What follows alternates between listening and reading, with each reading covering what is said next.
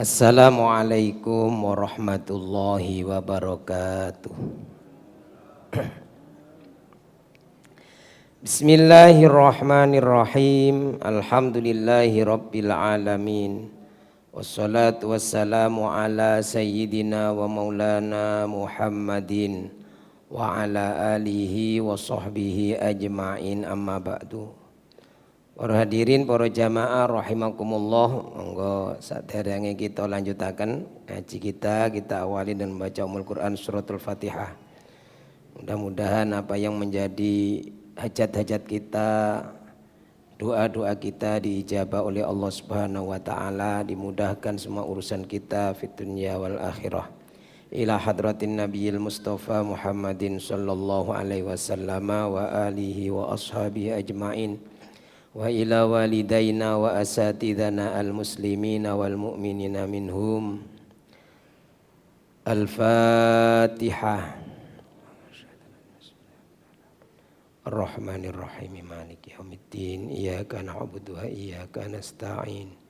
Ihdinas siratal mustaqim, siratal ladzina an'amta 'alaihim ghairil maghdubi 'alaihim waladdallin. Amin. Bismillahirrahmanirrahim. Niki maqalah yang ke-43 nggih. Al-maqalatus salisatu wal arbaun. Maqalah yang ke-43. Wa an ba'dil hukama'i, dari sebagian para ulama ahli hikmah, ulama tasawuf. Jadi kalau ulama ahli tauhid, ilmu kalam itu ahli ada mutakallimin. Kalau ulama fikih itu fuqaha, al-fuqaha, jadi istilah-istilah itu ini. Al-muhaddis itu berarti para ulama ahli hadis. Mufassir para ulama ahli tafsir. Nah, kalau hukama itu ulama tasawuf, ahli hikmah. Dari sebagian para hukama, para ulama ahli hikmah, beliau berkata, man i'tasama bi aqlihi, man barang siapa i'tasama, ai i'tamada, siapa yang berpegang teguh, wa'tasimu bihablillah, kalau dalam Al-Quran berpegang teguhlah kepada tali Allah. Barang siapa yang berpegang teguh biaklihi, dengan akalnya, ai i'tamada, ya, mengandalkan akalnya saja. Siapa yang ini kok terputus Pak Usbi, jaringnya terputus Pak Usbi. Siapa yang mengandalkan akalnya saja, mani' tasoma, barang siapa yang berpegang teguh atau hanya mengandalkan biaklihi, akalnya saja,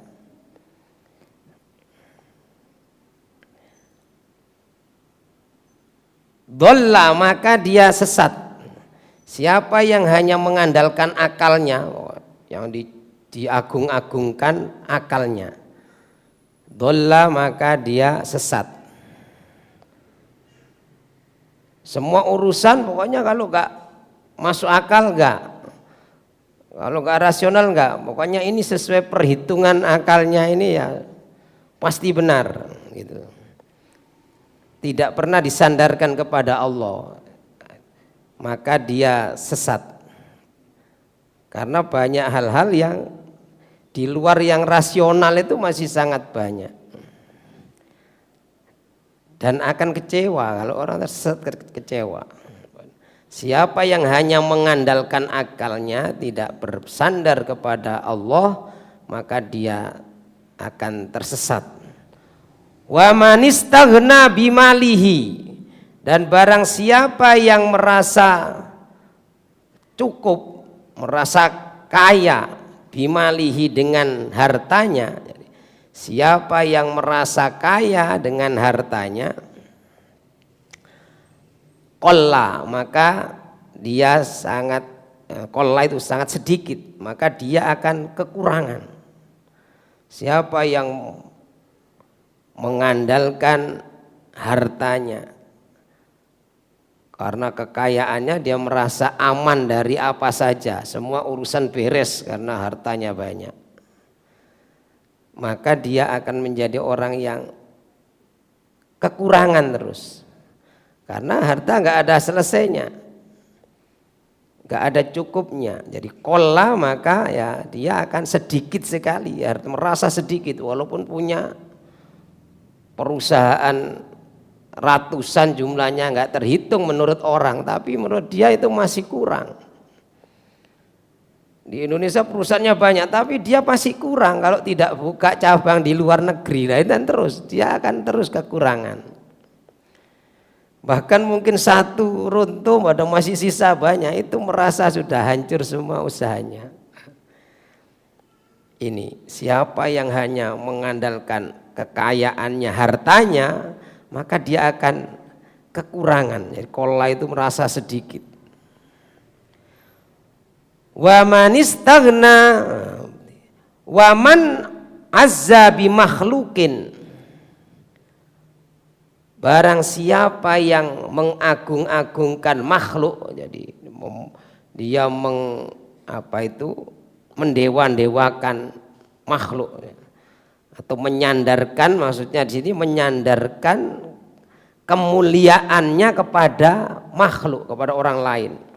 Dia merasa terhormat, merasa mulia, merasa besar karena punya sandaran orang besar,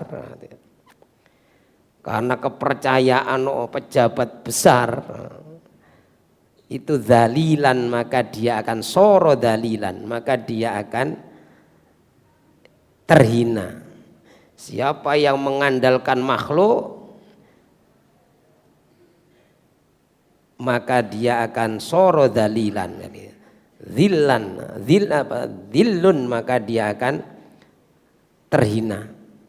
Jadi orang kok merasa kehormatannya itu sandarkan kepada ini karena dekat pejabat, nah nanti pejabatnya lengser, ya dia jadi hina. Atau bahkan nanti ketika, karena makhluk itu kan pasti butuh sesuatu. Nah nanti ketika dia ini harus dipaksa untuk memenuhi apa yang diminta oleh orang yang didewa-dewakan, atau ya itu dia nanti akan pasti menyerah, dia akan terhina.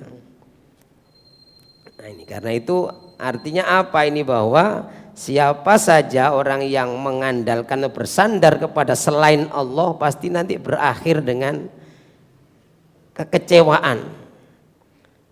Yaitu kalau mengandalkan akal saja nanti ya kecewa, bisa sesat bahkan, karena tidak semua kebenaran itu sesuai dengan akalnya. Kemudian siapa yang mengandalkan hartanya, dia akan jadi orang yang serba kekurangan. Walaupun banyak hartanya, dia akan terus kurang karena gak ada cukupnya. Tapi kalau mengandalkan, bersandar kepada Allah, maka Allah yang mencukupinya. Siapa yang mengandalkan makhluk, orang lain, kemuliaan dirinya itu digantungkan kepada orang lain. Wah, saya ini aman ini karena saya punya dekengan lah misalnya, ya gitu. Maka dia akan terhina. Ini bukan hadis, saya maqalah ulama. Artinya bahwa apa saja dalam hidup ini mari kita bersandar hanya kepada Allah.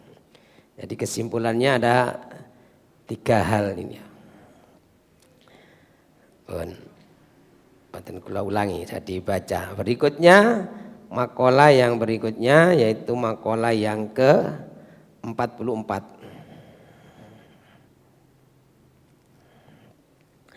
Al-maqalatur rabi'atu wal arba'un. Maqalah yang ke-44.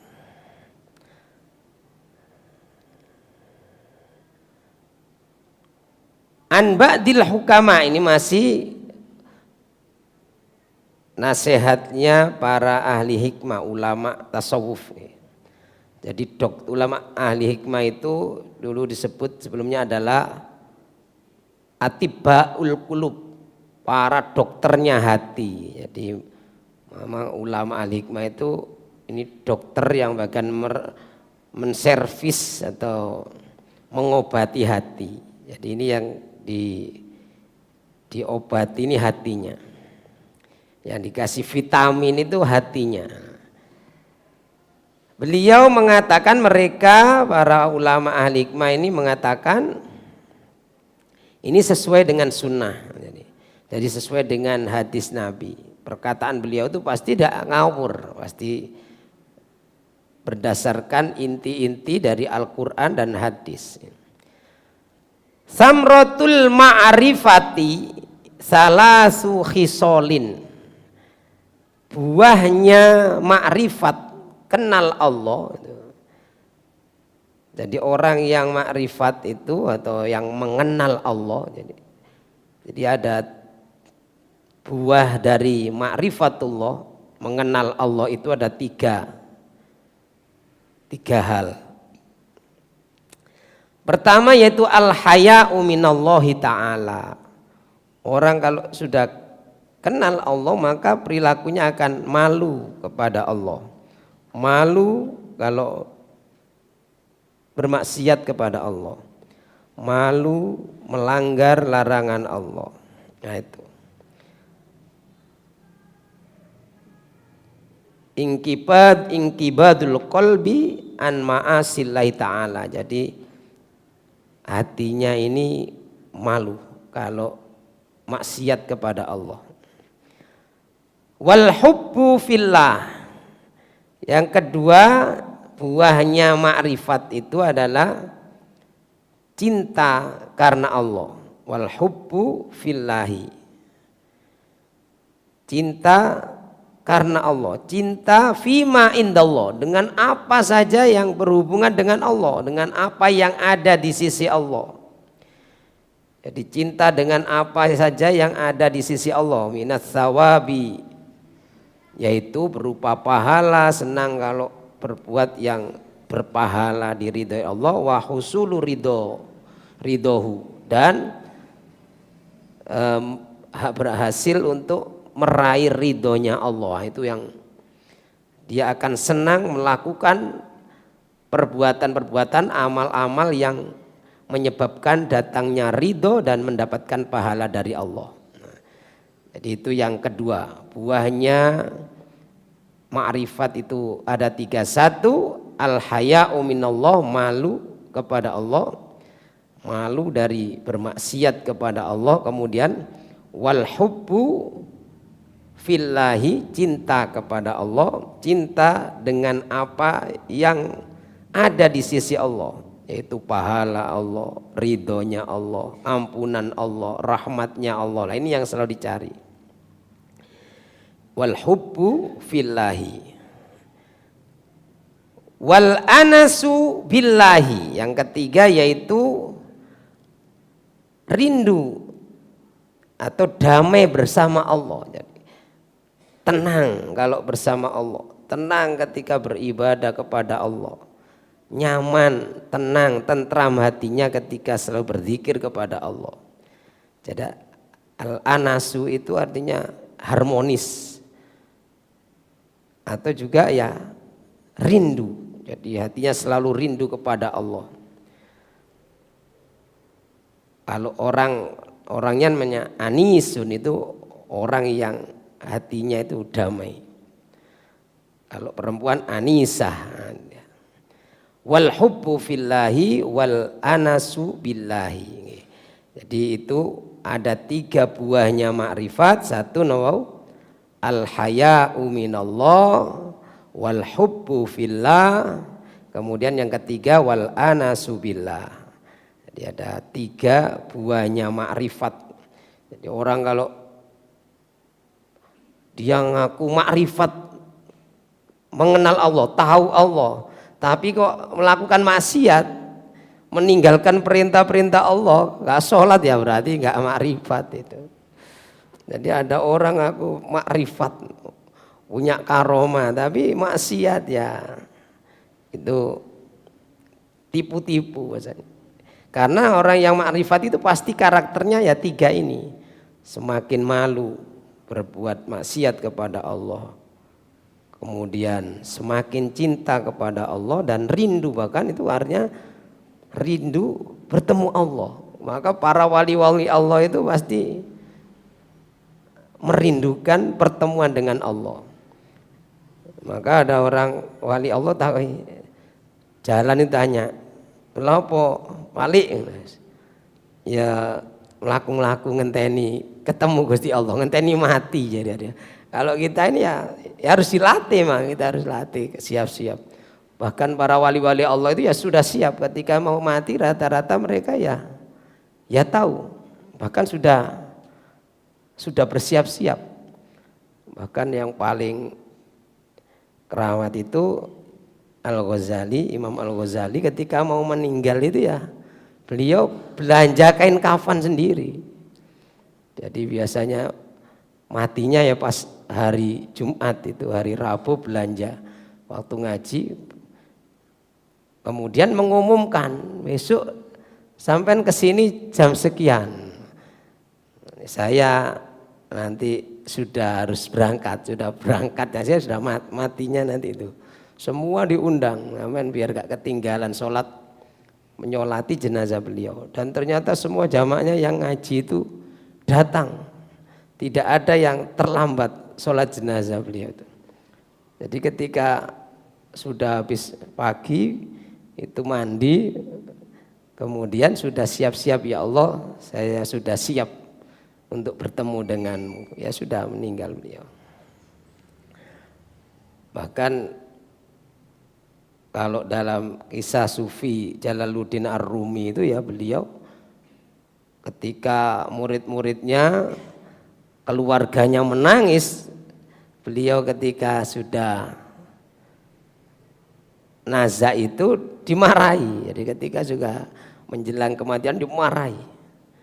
Kamu tahu saya ini mau ketemu kekasihku, kok tambah nangis itu. Jadi sudah semua harus bersenang-senang, suruh menari, suruh menyanyi. Makanya itu terkenal dengan tari sufi itu sebenarnya karena beliau itu sudah akan mendambakan ketemu dengan kekasihnya, yaitu Allah yang Maha Pengasih. Jadi ketemu orang itu seribet terus, urusannya ruwet. Ketemu Gusti Allah aman karena ya kekasih Allah. Nah kita ini harus melatih diri. Kenapa takut? Soalnya kayak maksiat sih. Jadi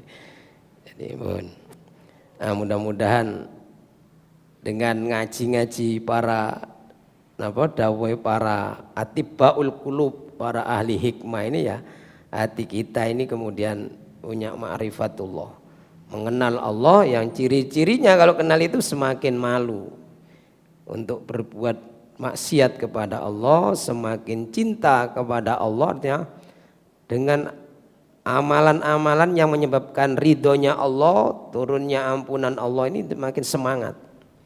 Dan kemudian damai, tenang ketika berzikir dan beribadah, ketika mendekat kepada Allah.